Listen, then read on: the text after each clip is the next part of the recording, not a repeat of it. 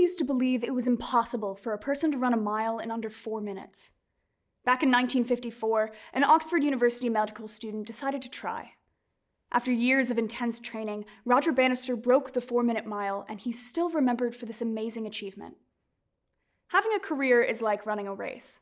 First, we train, in school, apprenticeships, and on the job. Then we do our best and hope to be rewarded with a decent income. It's natural to have feelings about what we earn compared to what other people earn. We ask ourselves, is it fair? When we hear that the income gap is getting wider or shrinking, we ask ourselves if income in our society is distributed the way it should be. That's why this issue of income distribution is relevant to you and everyone you know. Liberals, conservatives, and radicals absolutely agree that income inequality can cause social conflict, and they share the same goal of having income that rewards people fairly. But they strongly disagree on how to achieve that end. That's what all the fights are about when it comes to income distribution. It's time to hear the voices.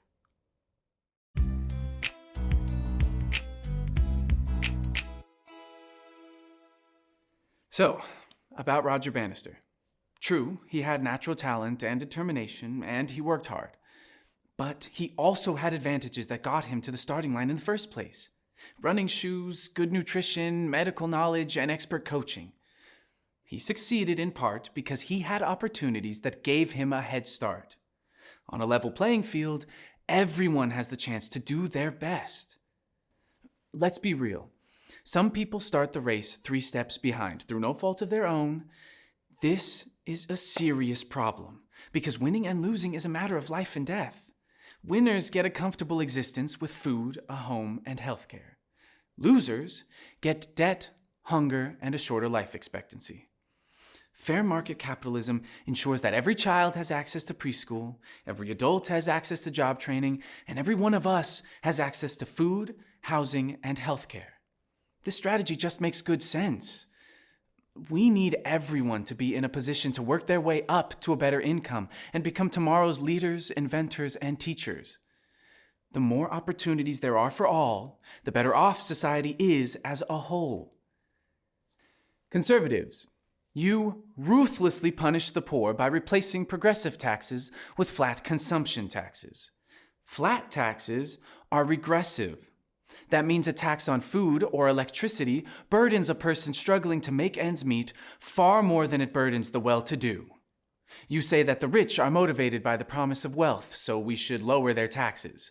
But the poor are motivated by having their government assistance programs taken away. This hypocrisy is the free market justification for making the rich even richer and the poor even poorer. Let's be clear, government programs don't make people lazy. Hand-ups are not handouts. A handout is being born with a trust fund and an automatic acceptance letter to the best private schools. The conservatives lament that the rich are persecuted when we require them to pay their fair share. That's what keeps us from closing the ever-widening income gap. Radicals, you kill the economy by imposing a maximum wage cap on firms. Think about it. No one works hard to innovate or lead because they won't be rewarded fairly for their time or talent. Those who have great ideas and the drive to become an entrepreneur move to a capitalist country where they know their genius and hard work will be rewarded. Also, when radicals give everyone a universal basic income, economic chaos ensues. Wealthy people don't need it, so it's a colossal waste of money. And when they hand out UBI checks to the people who do need it, the scheme backfires because no one bothers to show up for work anymore. In democratic socialism, nothing gets made, so the UBI can't be funded because there's no tax base. In this unproductive and lethargic economy, we all end up equally impoverished. Here's what we should do to ensure that income rewards people fairly. Strengthen progressive taxes that fund opportunity programs. In fair market capitalism, the wealthy are rewarded for their hard work and they're taxed at a higher rate. That's right and fair because the rich benefit the most from things that are funded by everyone, like the nation's infrastructure, trade agreements, justice system, and more. It makes good sense to redistribute wealth from the rich to expand the programs that are proven to lift people out of poverty. Programs like Head Start for education, SNAP for nutrition, Medicaid for healthcare, and Section 8 for housing. By opening doors for more people to succeed, we harness the power of incentives, keep the system fair, and flatten the income gap.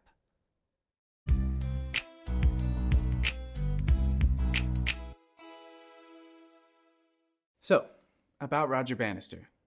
He worked tirelessly to accomplish the impossible. The win wasn't handed to him. Did he have opportunities his competitors didn't have?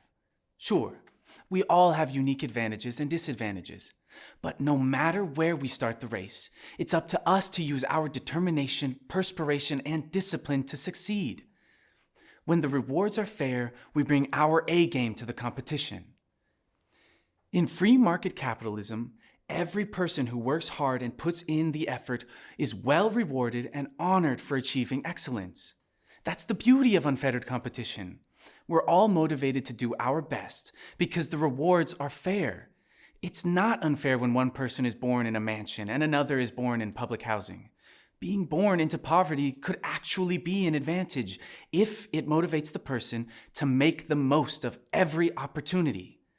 Likewise, being born into wealth could actually prevent people from doing their best if everything is handed to them on a silver platter. Bottom line, people earn what they deserve because we're all free to make the choices that bring us the income we desire. Radicals, your universal basic income is a recipe for class warfare and totalitarianism.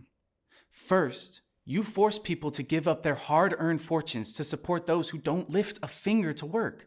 Now, obviously, that breeds resentment and entitlement. Then the government is forced to create a sprawling bureaucracy to seize assets and catch cheaters. So, we end up more worried about saving our democracy than closing the income gap. At the same time, the radical maximum wage cap punishes entrepreneurs and flattens everyone's ambition to work hard and innovate. This ruins the economy because the great leaders and thinkers we need to drive the economy forward don't have the right wage signals, so they don't choose those jobs. When the top players are benched, it hurts the whole society. Yes, we achieve income equality, but that's only because we're all equally poor in democratic socialism. Liberals, you drive the economy into a ditch with your progressive taxes. Why? Because they demotivate entrepreneurs. There's no point in expanding their businesses or launching new ventures, not when the government will just redistribute their hard-earned profit to freeloaders. Congratulations on stifling progress. Now, only the super rich stay in the game. With less competition, their wealth gallops ahead of everyone else's. Meanwhile, the poor don't feel the need to work hard because you're giving them handouts. Plus, they know if they earn too much, they'll lose their needs-based benefits. So they choose not to take the jobs that might have turned into a lucrative career. Instead of giving low-income people a step up the ladder, liberals keep them forever stuck on the bottom rung. Fair market policies institutionalize bad incentives and leave us with appalling income inequality that keeps getting progressively worse. Here's what we should do to ensure that income rewards people fairly. Use flat consumption taxes.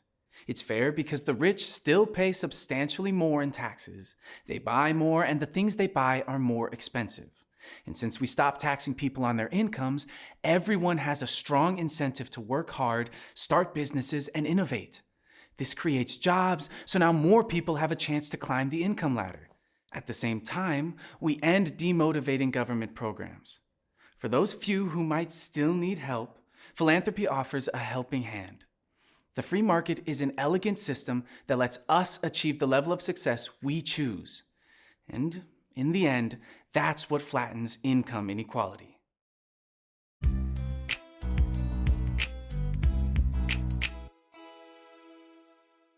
So about Roger Bannister. Countless unnamed people played a part in his success. They grew the food that nourished him, paved the roads he trained on, made the shoes that protected his feet. No one achieves greatness on their own. It takes the cooperation of many people to reach the finish line, and everyone should be justly rewarded for their contributions. In democratic socialism, we start side by side and support one another to the end. With a commitment to healthy communities, the race is fair from the get-go. Cooperation brings out the best in humanity. We operate with the understanding that we're all in it together. One person's success is everyone's success. Remember the golden rule? Treat others as you would have them treat you. Since each one of us wants to have a say in what we earn, we make sure every co-owner has an equal say about the pay scale in their workplace. Each person's contributions are celebrated and respected, and all worker owners enjoy a fair share of the abundance they created together. We thrive because we value everyone's well-being and the well-being of the world. Liberals, you love to pretend your economic system delivers equal opportunities. But capitalism, including the fair market version, richly rewards a handful of private owners and abandons workers at the bottom. Your progressive taxes aren't the answer. The rich pay a little more, the government funds a school lunch program or a job training program, but the system doesn't change. The obscene wealth of the rich continues to grow at the expense of workers. Aid programs take a smidgen of desperation away from the poor, but at a cost. People have to jump through so many hoops to get those food stamps that they have no energy left to fight the rotten system that starved them in the first place. Liberals congratulate themselves when someone manages to claw their way up the income ladder, but shuffling a few names on the Forbes 500 list isn't economic justice. Conservatives, you tell 3 whopping lies. First, you say the rich deserve their wealth. Not true. Private owners profit off the backs of workers. They invest their profit in other firms that do the same and rake in even more money. Next, you say anyone can be rich in capitalism if they make good choices. You imply that poor people are lazy and unmotivated. Not true. They work hard at multiple jobs and still can't make ends meet because of workplace exploitation. And you make it worse with your flat consumption taxes, which are regressive. The third conservative lie is that we're all better off when the rich get richer. That's as ridiculous as saying it's healthy if one child eats all the food while the other 9 siblings are left to squabble over a measly forkful of peas. Free market capitalism enshrines income inequality to the detriment of all. Here's what we should do to ensure that income rewards people fairly. Give everyone a universal basic income. The UBI is designed to raise the income levels of lower earners proportionally more than higher earners. As a bonus, it frees people to contribute their talents and gifts to society even when their chosen occupations aren't high-paying, like the arts or caregiving for family members. A second way we prevent problematic income disparity is through a maximum wage cap. We limit how high a salary can rise relative to the lowest salary in the firm. It keeps the income gap from swelling to levels that could topple society. In democratic socialism, income is pre-distributed fairly because economic justice is baked into the system. You've just heard the arguments about income distribution from 3 perspectives. They all want income that rewards people fairly, but they have very different ways of achieving that goal. Now, it's time for you to be part of the conversation.